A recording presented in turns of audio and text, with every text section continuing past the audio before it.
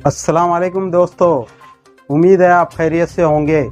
क्या हम भूल गए कि देश में ऑक्सीजन की कमी के चलते कई लोगों की जानें चली गई? क्या हम ये भी भूल गए कि दिल्ली हाई कोर्ट के दखल के बाद में मोदी सरकार मजबूर होकर दिल्ली को उसकी ज़रूरत के हिसाब से ऑक्सीजन मुहैया कराने के लिए तैयार हुई? क्या हम ये भी भूल गए कि इलाहाबाद हाई कोर्ट ने ऑक्सीजन की कमी से मरने वालों के लिए जेनोसाइड लफ्ज़ का इस्तेमाल किया, यानी सरकार लोगों की नस्लकुशी कर रही है? और सबसे बड़ी बात यह कि किसी राज्य का मुख्यमंत्री अपने राज्य में ऑक्सीजन का संकट पैदा कर सकता है जिससे हजारों लाखों जानों का खतरा हो। ये सब सवाल आज क्यों उठाए जा रहे हैं? आपको याद होगा पिछले दिनों सुप्रीम कोर्ट ने ऑक्सीजन की कमी से निपटने के लिए एक पैनल गठित किया था जिसके मेंबर ये लोग हैं। कोर्ट के इस ऑक्सीजन ऑडिट पैनल में हैं एम्स के डायरेक्टर डॉक्टर रणदीप गुलेरिया, दिल्ली सरकार के principal home secretary Bhupendra Bhalla, Max Healthcare के डायरेक्टर डॉक्टर संदीप बुद्धिराजा और यूनियन जल शक्ति मिनिस्ट्री के जॉइंट सेक्रेटरी सुबोध यादव।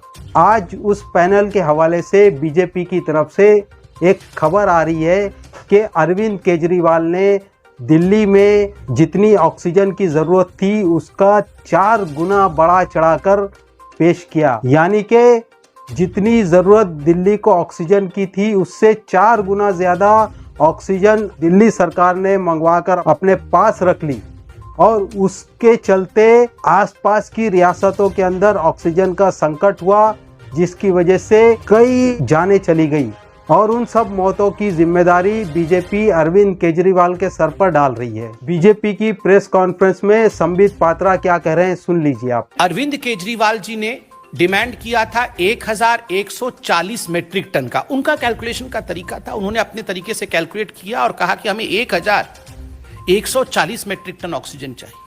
मगर जब बाद में सभी दिल्ली के अस्पतालों से डाटा इकट्ठा किया गया कि दिल्ली के अस्पतालों ने वास्तविक रूप में अपने चरम पर कितना ऑक्सीजन इस्तेमाल किया उस दिन का, तो मालूम पड़ा वो मात्र 209 मेट्रिक टन था।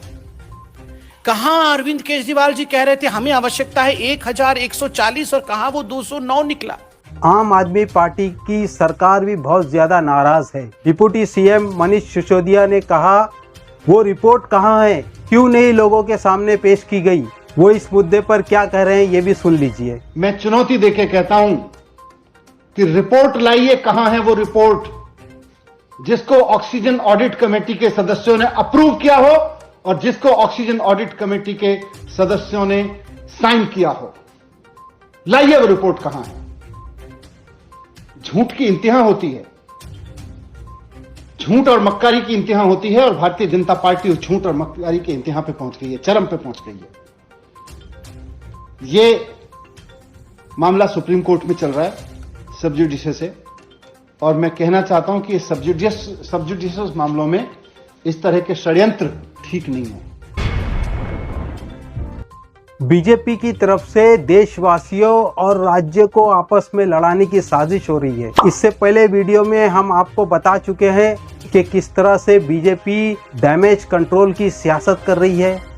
पिछले दिनों पूरे उत्तर भारत में जिस तरह से कोरोना मिसमैनेजमेंट हुआ, जिसके चलते हजारों जानें चली गई, अब उस डैमेज को किस तरह से कंट्रोल किया जाए उसकी सियासत हो रही है। यूपी के चुनाव किसी भी हालत में बीजेपी जीतना चाहती है, उसके लिए देश में चाहे अराजकता ही क्यों ना फैल जाए, इसीलिए वो ऐसे अनाप शनाप बयान देकर देश की जनता को एक बार फिर असल मुद्दे से भटकाने की कोशिश कर रही है। बीजेपी की केंद्र सरकार गैर भाजपाई राज्यों की सरकारों के साथ में हमेशा कन्फ्रंटेशन के मूड में रहती है। याद है पहले महाराष्ट्र, केरला, तमिलनाडु, झारखंड, उड़ीसा और अब वेस्ट बंगाल। 2 दिन पहले ममता बनर्जी ने अपनी प्रेस कॉन्फ्रेंस में मोदी सरकार को एक बीमारी तक बता दिया।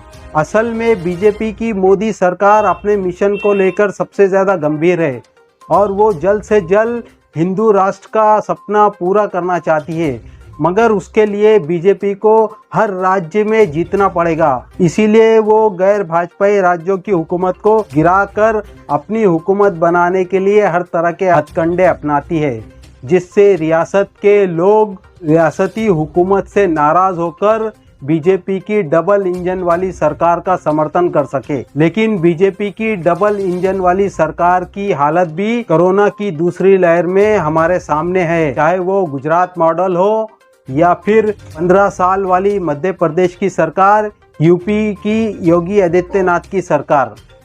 हर तरफ हाहाकार मचा हुआ था, लाशों को जलाने के लिए जगह कम पड़ गई। अब चूंकि यूपी इलेक्शन सर पर है और लोगों को अभी तक अपनी तकलीफ याद है जिससे वो पिछले दिनों गुजरे थे, इसीलिए बीजेपी की सरकार उन मुद्दों से लोगों का ध्यान भटकाने के लिए अपनी नाकामी का ठिकरा दूसरों के सर पर फोड़ना चाहती है। दोस्तों, आज मैं आप तमाम लोगों से एक अपील करना चाहता हूं, क्योंकि बीजेपी की सरकार तो लोगों के प्रति जवाबदेह है नहीं, मगर हम कब तक अपने देश का सत्यानाश होता हुआ देखेंगे? हम क्यों सरकार की खींची हुई लकीर को पीटते रहते हैं? हम क्यों नहीं एक दूसरे का साथ देकर बीजेपी की विनाशकारी नीतियों के खिलाफ आवाज उठाते? सरकारें तो हर 5 साल में आएंगी जाएंगी, मगर देश का जो नुकसान आज हो रहा है उसका खामियाजा हम देशवासियों को ही भुगतना पड़ेगा। बड़ी मुश्किल से 200 साल लड़कर हमने अंग्रेजों से आज़ादी हासिल की थी। उसके बाद हमने इमरजेंसी का दौर देखा, जहां पर मीडिया और जन आंदोलन की ताकत से वो इमरजेंसी का दौर भी खत्म हो गया। लेकिन आज जिस अनडिक्लेयर्ड इमरजेंसी के अंदर हम रह रहे हैं, वहां पर मीडिया की ताकत अवाम के साथ में नहीं है। मीडिया गवर्नमेंट के पाले में खड़ा हुआ है। ऐसे में अवाम को हुकूमत की विनाशकारी नीतियों के खिलाफ आवाज उठाने की जरूरत है। अगर हम अपनी आवाज आज नहीं उठाते हैं तो हम बड़ी तेजी से फिर से गुलामी की तरफ ढकेले जा रहे हैं। ऐसे में क्या हम सिर्फ तमाशा देखते रहेंगे? इस वीडियो को ज़्यादा से ज़्यादा शेयर कीजिए अपने दोस्तों के साथ में, ताकि जनता की बात जनता तक पहुंच सके। अल्लाह हाफिज़।